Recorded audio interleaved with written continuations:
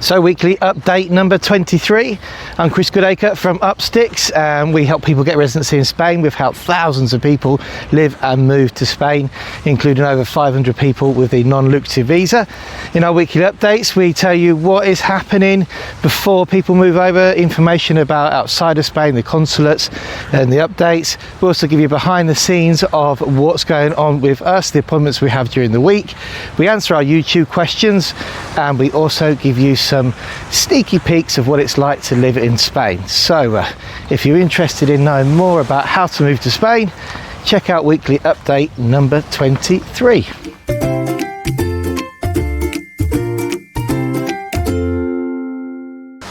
So weekly update number 23, and for those of you who watch the weekly updates regularly, you notice I've added an intro. Did it work? Who knows? I've got a guy who's helping me out to improve the channel, boko, little by little, and he said, you really need to do an intro. He said, you lose the first 5 seconds when you lose most viewers. So if you're still watching now, it means I haven't lost you, and the intro actually worked. Felt a bit weird doing an intro. I like just to get cracked in, but anyway, let's crack on with our weekly update number 23. Now, as you can see, I'm not in the office today, and I'm not at home either doing the weekly update. I'm actually on holiday. I'm going to tell you more about that in a bit, where I am and what we're doing. But first of all, let's start off with what is happening outside of Spain, what is happening in the UK. I've got some well thought out notes here as well. And I thought, you know what, I was going to try and find a coffee bar to sit and do my video. Just be out here. You know, look, this is an amazing place. So what's been happening? Yes, on visas through from London and Edinburgh at the moment, both of which took around a month, I'm afraid, and seem to be slowing down now for summer, and slightly random as well. But it's not for people to worry. Don't worry, this is normal in summer. If you've been July, August, as we know, as we tell everybody, can always be a difficult time for visas to come out quickly. All right, but they do eventually come out. So yeah, visas out in Edinburgh and London. We've had a couple of strange requirements from Manchester, actually. So one from London as well. So one of our clients from Manchester got a requirement letter asking them to detail why they have no live trace on their acro. This is the very first time that I've seen this. So why did it say no live trace? So far as we've got an article about this, no trace, no live trace, can you get a visa with a criminal record? And we've never seen them ask this before. And then, so it was answered. It was a very, very, very minor offence 40 years ago, which had been stepped down, hence why you've got no live trace on the acro. And lo and behold, that was answered. Now we're waiting for the visa to come out. Now there's been another one. Could you please expand on the reason that your acro says no live trace? So anyway, we've answered it again, and there you go. It's a strange one, really. They're I don't know why they're asking that now. They asked it via email, and they asked for the response to be via email or by post. So again, more quirks from Manchester. And from London, we also had a very quirky one, where one of our clients, who it's an elderly client but very, very on the ball, and went with somebody to help him to present the docs, and we went through the folder, as we do, with a fine-tooth comb before everybody goes to their appointment, and they had everything there. They then suddenly got a letter to say that they were missing the translation of the acro. Well, I know that is impossible. The translation was definitely there. So, okay, sometimes these things happen. The good thing is we've always got everything on file, so we know exactly what's been handed in. And we spoke to our translator. She said, it's not a problem, we can print out another copy, send it directly to the BLS office in London. Anyway, after contacting them, it turns out they've made a mistake. They've mixed up the file with someone else's. So that's a bit worrying, really, but it just goes to show that if you are doing your visa paperwork and you're doing it on your own, make sure you keep a copy of every single thing that is presented. Another letter that we got asking for further proof of not working. We've had lots of these. You have these sort of spats, should we say, where you won't get any letters asking for anything, then in a week you'll get like 4 or 5. Our client handed in his P45, wasn't a problem, so they accepted it. They're at the BLS office, and then he got a letter saying, can you give us further proof of not working, where he'd just given up his job. So the great thing about it was he had official confirmation of resignation from the company where he was working. You can also download your work history from the government, UK government website, and evidently a P45 proves that the job has actually finished. So don't forget, you can back that up as well with a letter if you want, explaining exactly why you've given up your job and your intentions to move to Spain. So yeah, that's gone in as well, so we'll let you know how that one plays out. So that's it. I think that's it for the UK. Let's chat about what is happening here in Spain with us.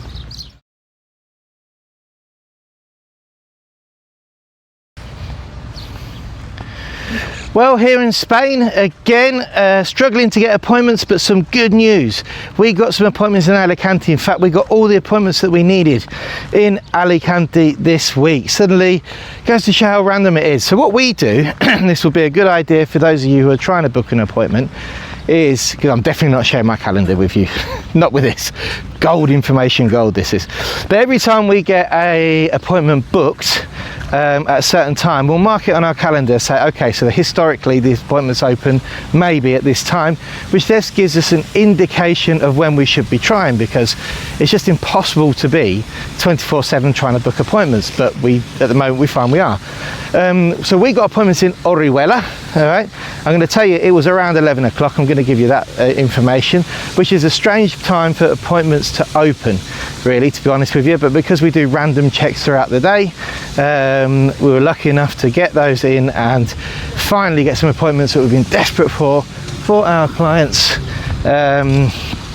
here in Alicante.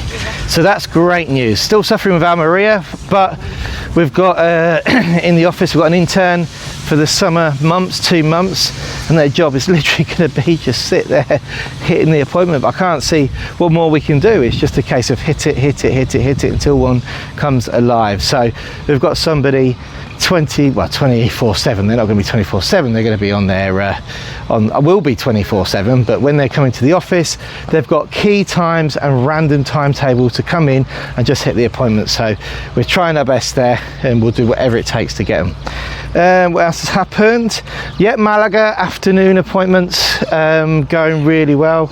Again, I said it in the last video, hats off to Malaga, because Malaga are really doing well with their Torre de Mar appointments and getting people registered. NIE appointments for Malaga took a huge jump from the end of July to the end of August. So okay, it's always unpredictable. If you need an NIE certificate in Malaga, you're now having to wait until the end of August to get your appointment. It sort of took a 3 or 4 week jump. What sometimes happens is you look on the system, book your appointments up, and then you might go on in 2 weeks and you see they've opened up more a bit earlier. It's very, very random. But we've booked some for the end of August now, because we're too worried that if we don't get them in now, then we're going to have to do them in September. Don't forget, for NIEs, you can either go in person and we send a translator or representative of ours, our appointment specialist, and if you don't go in person, then you can give somebody a power of attorney to do it for you. So that was the appointments in Malaga. And the last thing is just to mention that we are on summer hours at the moment. I don't just mean us in the office, so we're generally in the office trying to stick to 9 till 3, because after 3 o'clock it gets really, really hot, and then any other admin that we want to do, we'll do it in the afternoon once it's cooled down a bit. But most offices are as well, so you'll find that most of lawyers, most gestors, most professionals are now doing earlier starts and earlier finishes and not working in the afternoon, where in the norm in winter and the autumn months is that the office hours are split into 2 halves. So do a morning shift, lunch, and an afternoon shift. This is actually quite complicated for us, because we work with our British clients and British companies, and we also work with a lot of Spanish companies as well. It means that we have to be available from around 8 in the morning till 8 in the evening in the autumn months. So it's quite nice in the summer afternoons when we've got admin to do, but we don't actually have to be available for our Spanish companies that we deal with, because we know they're not going to be open until the following morning. But the reason I say that is because if, for example, you're dealing with a broker, you might be dealing with a broker to get your insurance, and they'll be dealing with a Spanish company. Just patience is a virtue. If you contact them at 3 o'clock, guaranteed they won't get their answer till the following day, because the insurance company may not have that relevant office open because they're doing the summer hours. So summer hours is something you definitely have to be aware of in Spain. And now on to our YouTube comments and what people have been saying on our videos. Well, first of all, we've got on our weekly update number 23, we've got Robbo, and he says, "Hi Chris, we're now on day 16 waiting for our NLV approval and have been showing as processing admission for 3 weeks. So in view of what you have said in video, hopefully it won't be long now. In regards to the TAE appointment, is this the same process as the NLV booking appointments where they only release dates for a month ahead?" Okay, Robert, yeah, no, not really. It's not the same process. There is a government booking website which we go on and we check daily. As I mentioned, we've actually got some extra staff now to check for appointments as well, because they can be tough to get. Now in Alicante we had a whole month where we didn't see any at all, and then suddenly last week we managed to grab all of our appointments, but in Orihuela, and normally we get them in Alicante City, and unfortunately you have to travel to where we get the appointments, but they are available. They're just harder to get in summer. But the first thing we do is, as soon as you get your visa, we put you on a spreadsheet and we hit the appointments as hard as we can every single day, check in to book you on. So there's no worries there, just they do take a bit of time to come through sometimes. And you can probably hear, as I'm recording this, the parakeets in the background, so I do apologise for that noise. Here in Torre de Mar there's an awful lot of parakeets in the palm trees. Beautiful birds to see.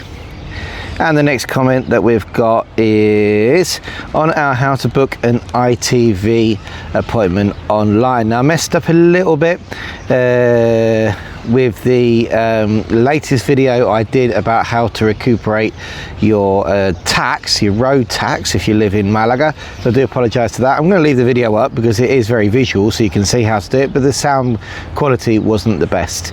The honest truth is I had an inquiry from a previous client of ours, and they wanted to know how to do it, so I thought this is a good opportunity for a video, but it was about 6:30 in the morning and I was answering emails, and I thought I'll do a video, post it on YouTube, send them the link. This is how the videos on our channel started, but I didn't get the sound quite right on that video. Never mind.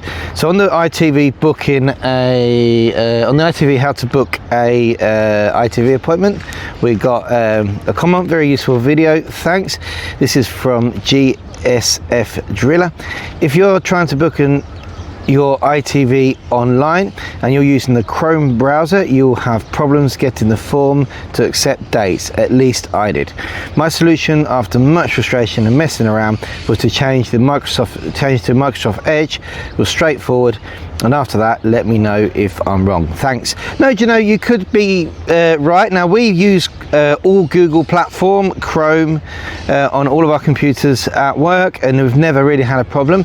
That said, everybody's Chrome setup's different. The other day I had a problem with a website, and I contacted my IT consultant, and they said, look, this is, you need to clear your cache, you need to do this. When was the last time you updated your Chrome browser? I was like, oh, are you supposed to do that? So yeah, and that's a great tip. So if you are having problems in getting your ITV booked through this video, and I'm going to put links to all the videos below that we've commented on, then let us know also, and there's a great workaround there using the Edge. Next comment we've got here is from somebody who has an Irish passport and looking to move out next year. That's Janice Garcia. Cucharero. Well, that's a very Spanish name for your YouTube there. That's great. I have an Irish passport, moving out next year to buy an apartment, 1 bedroom, for roughly 100,000 euros. Holding Irish passport, do I still need to show EPREM of 28,800 euros? No, you don't. I have a basic pension. I will have roughly 15,000 in savings. Well, a basic pension, as long as it's above 100% EPREM, should be enough for you to get your residency in Spain. Now, don't forget, as we said before, different areas have different nuances when it comes to getting EU residency. This is actually awarded on the day, so you book your appointment, you go for your appointment, and they give you the card, and it's down to the person behind the desk and whether they believe that you meet the requirements or not. Now, in Alicante, you have to provide in times a certain amount of bank statements or proof of the pension that you're going to be receiving. So if you've only just arrived in Spain and you need your residency quite quickly for things like S1, you might find that you're going to have to get your pension set up to come out of your account here in Spain, and then prove historic pension payments along with some proof of the annual amount that you get. Not so bad here in Malaga. We recently did one in Figueroa, was just a translation of the pension, a P60, which was actually a couple of months old, and proof of payment into the account for 2 months, and they actually allowed it. So it's a little bit, we've got to make sure whichever police station you're going to do your EU residency, it's good to have somebody on side who has experience of that police station, so they'll know exactly what they're going to ask for. But no, you don't have to have 28,800 euros.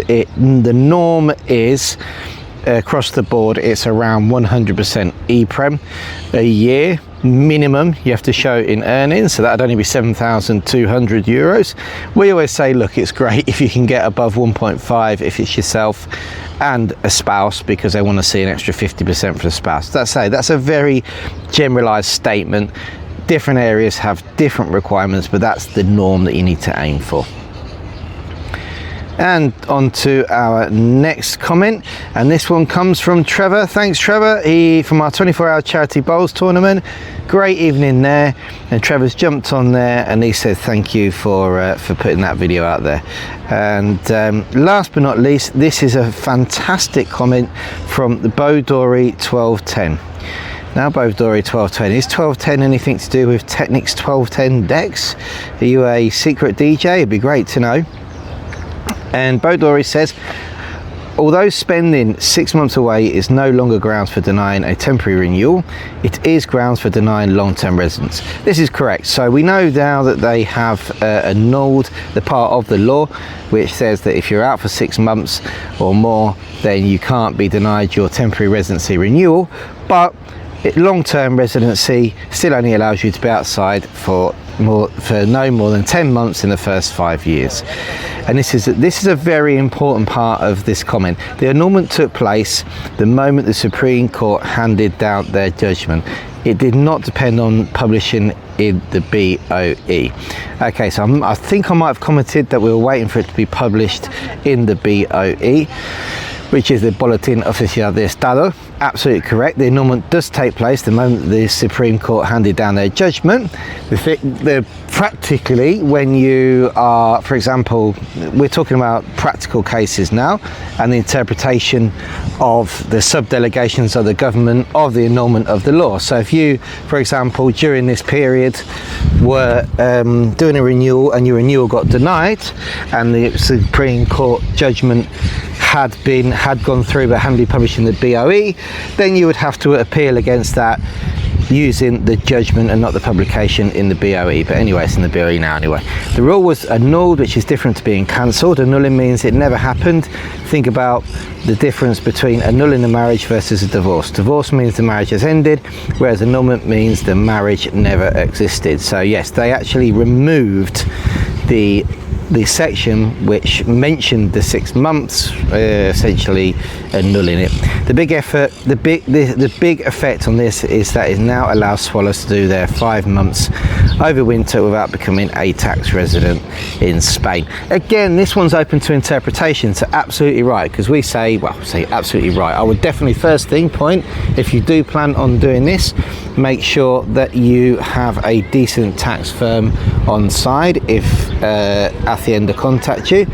Some tax firms I've spoken to, because I've spoken to people about this, I said, look, the moment before you get your card or your residency in Spain, during the year, every day that you're in Spain counts, and once you have your temporary card, every day counts, even the days you spend outside of Spain, because you're then considered a resident in Spain. So I spoke to another tax guy, firm, who said that even if you don't spend 183 days, there is a section in the law that says if your centre of economic activity is in Spain, i.e. that maybe you've got your family and you're paying for your family in Spain, they can still consider you a tax resident, even if you're someone who is not spending 183 days. But yeah, in effect, you could try to use this to be a swallow and not become a tax resident and only spend 5 months in Spain during the year.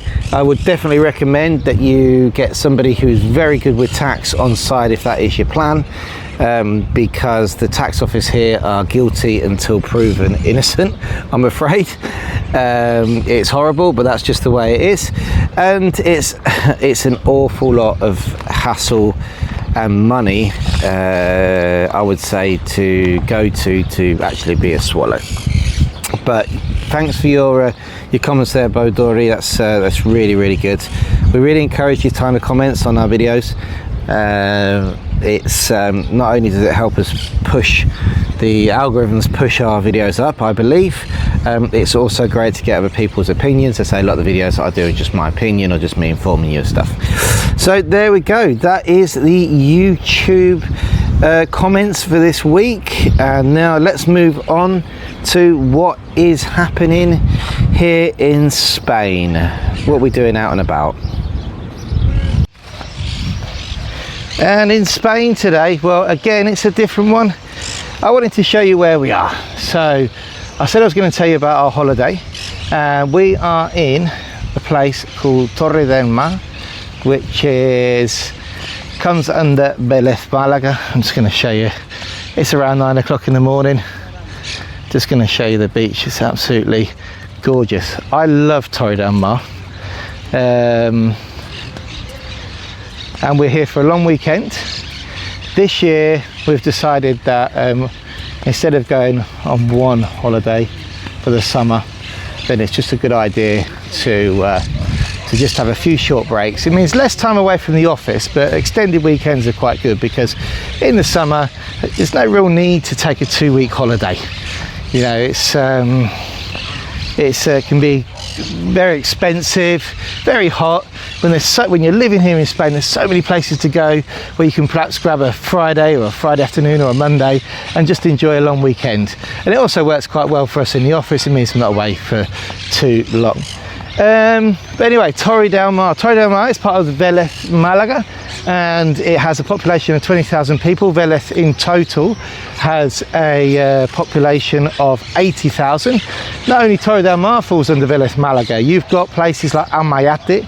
Again, we've been on holiday there. It's only 35 minutes from where we live, but it's incredible. It's such a lovely place. They actually used Almayate in the series Drug Squad Costa del Sol, Brigada Costa del Sol, which was based around the drug squad in the 70s in Torremolinos. Definitely recommend you watch that. It's a great Netflix series, and you get to see some parts of unspoilt Spain there as well. You can see here in front of me, this is the lighthouse. Check that out. That lighthouse is from 1864 and stands out on the promenade here. All the businesses starting to get open, ready for the day's work. It's got a great promenade. We're going to turn around in a minute and just show you where we're going today. So we've got paddle courts there. Check that out.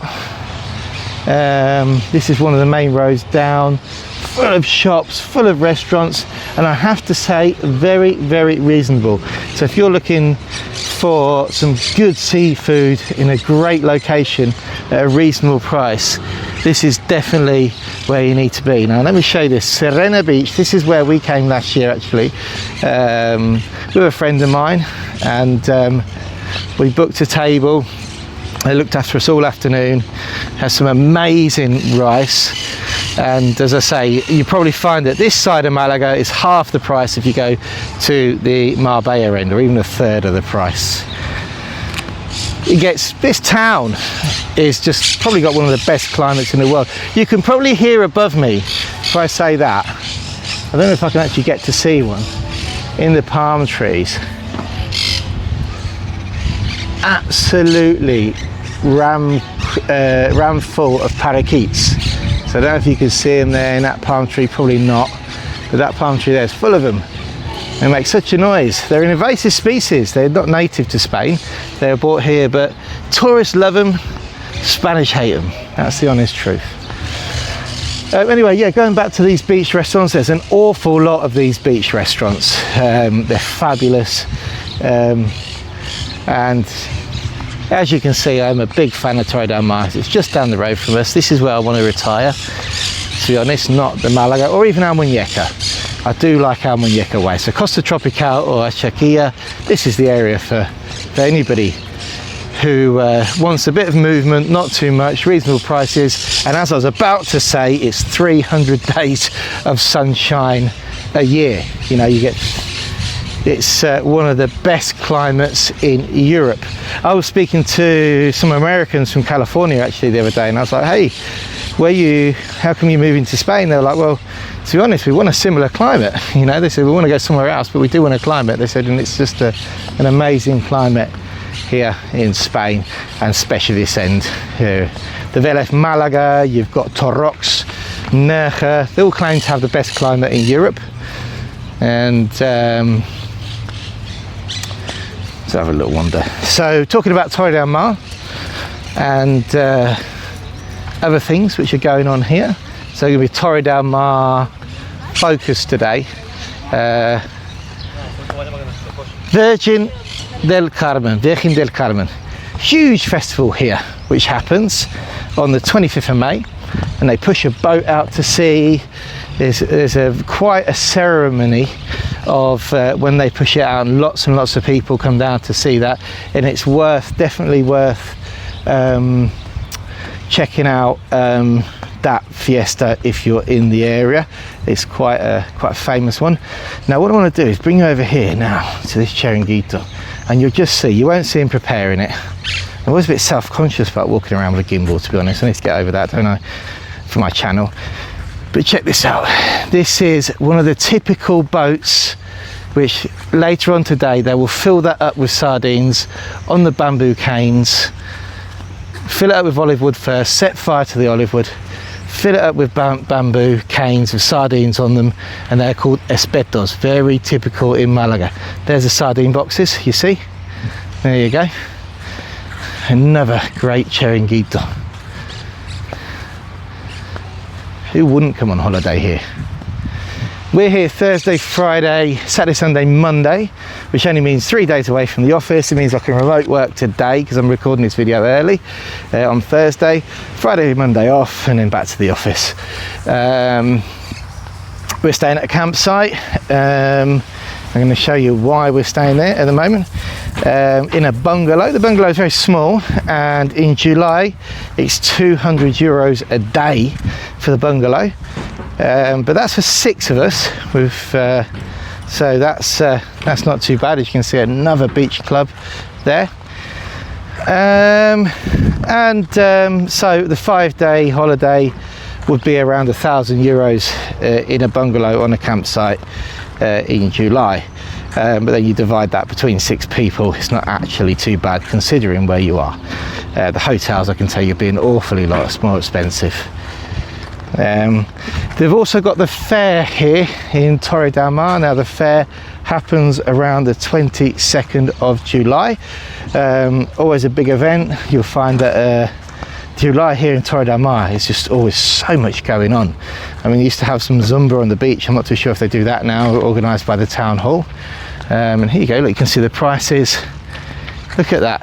If you want to come stay on the beach all day, It's 12 euros for 2 people for your sunbed, and you get one of those all day for 12 euros. And look at the hamacas. There we go. Yeah, so yeah, definitely come to the fair here if you get a chance. It's a great fair. But the reason that we're here this weekend is because it's the Weekend Beach Festival. Now, the Weekend Beach Festival happens every July, and that happens around the first weekend. So this weekend it's the 4th, 5th and 6th. We came to it last year and stayed in a tent and decided it was really, it's a sort of it's lots of different styles of music at the festival. Everything from, you've got mainly Spanish artists, but you've got everything from hip hop and rap to pop to rock to multi-genre DJs. Last year you had drum and bass. There's a whole stage dedicated to house music and electronic music, and I have to say it was a lot of fun. Kids can go till around 10 at night, then they have to leave because it gets a bit rowdy, I'd say, for them. Disappointingly this year they've brought the timetable forward and back, and they don't have any afternoon acts on, which is what we really enjoyed last year. It was coming in the afternoon, seeing them, and then perhaps the kids will go back, and me and my friends stayed on a bit later. So this year what we've done is we've organised ourselves a bit better. We've brought some babysitters with us, so the grandparents are with us, and they're in the bungalow. So tonight, which I say I'm recording this on a Thursday, we're going to see a band called Europe, which you've probably heard of. You can see the festival over there in the background. Check that out. Band called Europe. One of my son's favourites. They're on at 11, so he's got to stay awake, and then they'll be going home and we'll be staying on to see the other acts. Tomorrow there's quite a few people playing. Then some quite big DJs coming tomorrow. We've got Steve Aoki and another one called Hybrid Minds, which is a UK drum and bass outfit, so I'll definitely be there for that one. And lots of rock bands as well. There's a rock band Lara wants to see. And then Saturday, again, big lineup. They have shortened the festival. It now stops at 5 o'clock in the morning instead of 7 like it did last year, and it starts at 8 in the evening. Last year it started at 4, so I'm not too sure why that is. And just check out this fantastic Chiringuito here. Don't forget, if you come onto one of these Chiringuitos, you can just sit on one of these hamacas all day, rent it, and they'll bring you your food and your drink to the table. So yeah, so that's good. The Weekend Beach Festival, that's why we're here this weekend, to have a bit of fun, let our hair down, hopefully do a bit of daddy dancing. You can hear the birds still. Now the price of the campsite was pushed up because of the festival as well. Normally I think it's around 150 for the bungalow, so I forgot to mention that.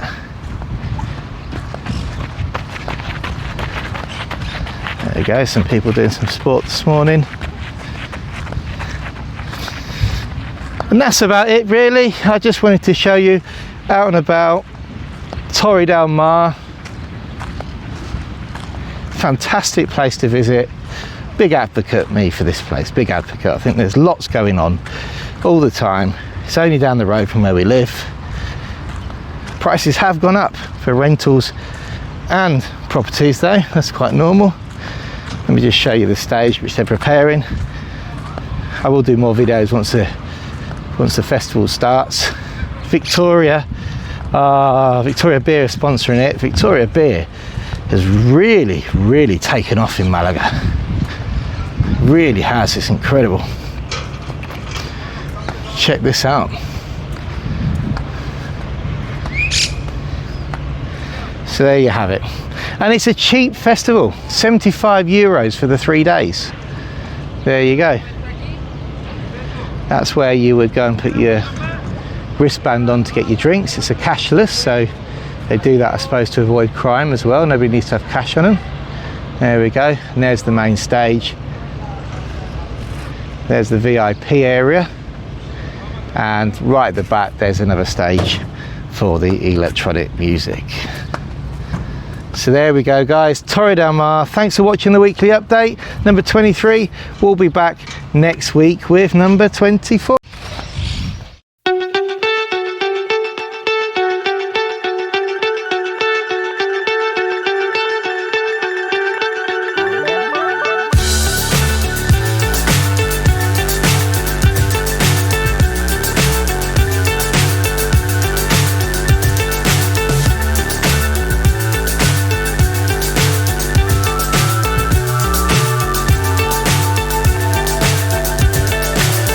So high I'm hypnotized. What's up is down, what's left is right.